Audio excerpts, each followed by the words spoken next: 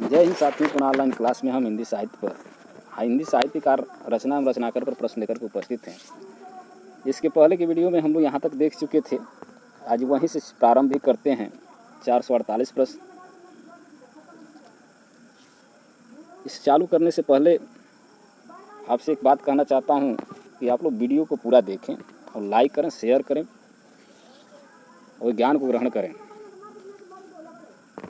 आज का पहला प्रश्न है, गहना एक कनक में गहना एक महभाव न दूजा, कहन सुनन को दुई करी, थापिन एक निजाम एक पूजा। ये कबीरदास का है।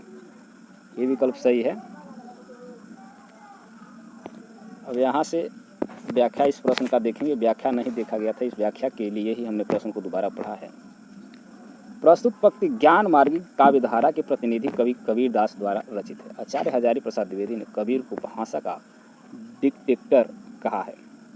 ये बहुत बार प्रश्न पूछा जाता है कि भाषा का डिक्टेटर किसको कहा जाता है। कबीर को किसने कहा? तो हजारी प्रसाद द्विवेदी ने। रामचंद्र शुक्ल ने इनकी भाषा को सधुकड़ी कहा है। ये भी बहुत प्रश्न बनता है। श्याम सुंदर दास ने इनकी भाषा को पंचमेल खिचड़ी। बस 3 लोगों को याद करना है। हजारी प्रसाद द्विवेदी ने डिक्टेटर कहा, रामचंद्र शुक्ल ने सधुकड़ी भाषा बोला और श्याम सुंदर दास ने पंचमेली खिचड़ी।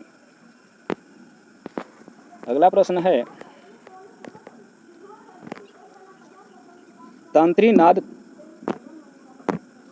कवितरस सरस राग रति रंग पंक्ति की रचयिता कौन है? तो ये हैं बिहारी दास। तंत्री नाद कवितरस सरस राग रति रंगा पंक्ति की रचयिता रीतकालीन रीत सिद्ध कवि हैं। बिहारी की एकमात्र रचना है बिहार सतसई, जिसमें लगभग 719 दोहे हैं। ये भी पूछा जा सकता है कि रीत सिद्ध कवि कौन है? बिहारी। प्रभु जी तुम चंदन हम पानी, जाकी अंग अंग पास समानी पंक्ति किस संत की कवि की है? तो ये हैं रैदास जी। प्रस्तुत पंक्ति रविदास की वाणी है, शीर्षक से उद्धृत है। इनकी रचनाओं को में उपमा और रूपक अलंकार दिखाई पड़ता है। प्रभु जी तुम चंदन हम पानी, इस पंक्ति के रचनाकार कौन है? तो संत रैदास हैं। पुनः वही प्रश्न है, प्रभु जी तुम चंदन हम पानी, जाकी अंग अंग वास समानी। तो ये भी विकल्प बी है, रविदास। छीन पीताम्बर कंबर ते तू, विदाई दई मीड़ी कपोलन रोरी, नयन नचाई कही मुस्काय, लला फिर आयु खेलन होरी। उपयुक्त पंक्ति काव्य पंक्ति की रचयिता कौन है? तो ये हैं पद्माकर। उपयुक्त काव्य पंक्तियों के रचयिता पद्माकर हैं। यह काव्य पंक्तियाँ उनकी पुस्तक जगत विनोद से ली गई हैं।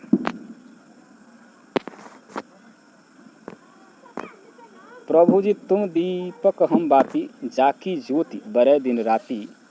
ये पंक्ति किस रचनाकर की है? तो ये हैं सी रैदास। प्रभु जी तुम दीपक हम बाती, जाकी ज्योति बरै दिन राती। यह काव्य पंक्ति रविदास की है। अपने भावों और विचारों की अभिव्यक्ति के लिए उन्होंने सरल व्यवहारिक ब्रजभाषा को अपनाया, जिसमें अवधी, राजस्थानी, खड़ी बोली, उर्दू, फारसी शब्दों का मिश्रण है। मोको कहाँ ढूंढे बंदे, मैं तो तेरे पास में। यह किसकी पंक्ति है? तो ये है कबीर की। मोको कहाँ ढूंढे बंदे, मैं तो तेरे पास में, ना मैं मंदिर ना मैं मस्जिद, ना काबा कैलाश में। यह पंक्ति कबीरदास की है। सही कबीरदास की है। गोरख जाग्यो जोग भगति भाग्यो लोग, काव्य पंक्ति किस कवि की है? तो ये है बी तुलसीदास की। गोरख जाग्यो जोग भगति भाग्यो लोग, काव्य पंक्तियाँ तुलसीदास की हैं। इन पंक्तियों के माध्यम से तुलसीदास ने योग मार्ग का अव्यवहारिकता की आलोचना की है। पुनः वही प्रश्न है, गोरख जागियो जोग भगति भाग्यो लोग किसने कहा है? तो ये तुलसीदास ने कहा है, डी प्रश्न है। अगला प्रश्न है, किसो कही न जाए, किसो कही न जाए का कही, यह पंक्ति किस कवि की है? तो ये है तुलसीदास की। किसो कही न जाए कही पद तुलसीदास की विनय पत्रिका का है। किसो कही न जाए का कही पंक्ति की रचनाकर हैं। तो अभी हमने देखा सी विकल्प है, तो यहाँ पे नहीं है। अगले पृष्ठ पे चलते हैं। सी विकल्प है, तुलसीदास जी यहाँ पे हैं। किसो कही न जाए कहिए, यह पंक्ति किस रचनाकर की है? तो ये भी है, यहाँ पे देखिए डी विकल्प है, तुलसी जी। किसो कही न जाए, पुनः वही प्रश्न है, ये भी है। कहाँ से लिया गया? काव्य कृति उद्धृत है, किससे उद्धृत है? तो विनय पत्रिका से उद्धृत है, डी विकल्प सही है। पराधीन सपने हूँ सुख नाही पंक्ति की लिखी गई है। तो ये है तुलसीदास द्वारा। गोस्वामी तुलसीदास ने अपनी रचना में नारी की निंदा भी काफ़ी की है, किंतु विभिन्न संदर्भों में उन्होंने नारी के प्रति अपार करुणा का भाव भी दिखाया है। मध्यकाल में शायद ही किसी अन्य कवि ने नारी की पराधीनता का उल्लेख इतने स्पष्ट तौर पर किया हो, जिसे इन पंक्तियों के माध्यम से देखा जा सकता है। पराधीन सपने हूँ सुख नाही, यानी सपने में भी सुख नहीं है। नीचे भी दिया गया है,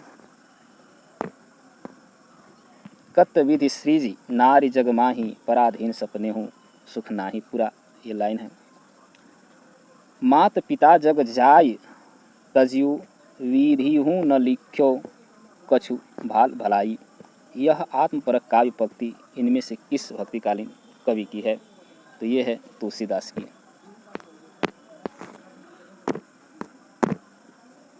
उपयुक्त काव्य पंक्ति के रचयिता भक्तिकालीन गोस्वामी तुलसीदास हैं। इस आत्मव्यंजक पंक्ति के द्वारा ये अपने बाल्यकालीन दीनहीन दशा को वर्णित करते हैं। प्रस्तुत पंक्ति इनके ग्रंथ कवितावली से उद्धृत है।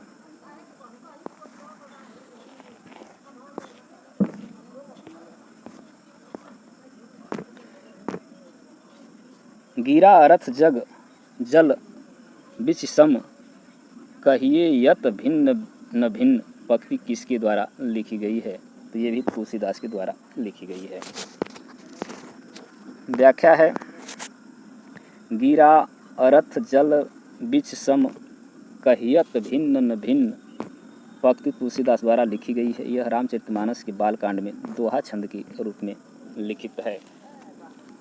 उर्मे माखन चूर गड़े, अब कैसे हूँ निष्कत नहीं उधव, तिरछे वह ज्यों अड़े। ये पंक्ति किस कवि की है? तो ये है सूरदास की।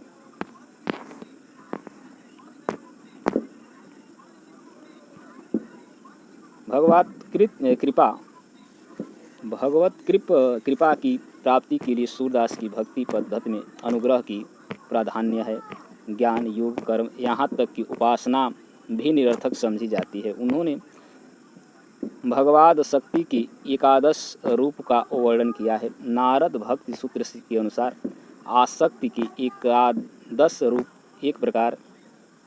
इस प्रकार है: गुण महात्म शक्ति, रूपा शक्ति, पूजा शक्ति, स्मरण शक्ति, दास्य शक्ति, साख्या शक्ति, कांता शक्ति, वात्सल्य शक्ति, सत्य निवेदन शक्ति, तन्मया शक्ति और परम विरहा शक्ति है। यद्यपि सूर्य ने इन सभी का वर्णन किया है, किंतु उनका मन सख्य, वात्सल्य, रूप, कांत और तन्मया शक्ति में अधिक रमा है।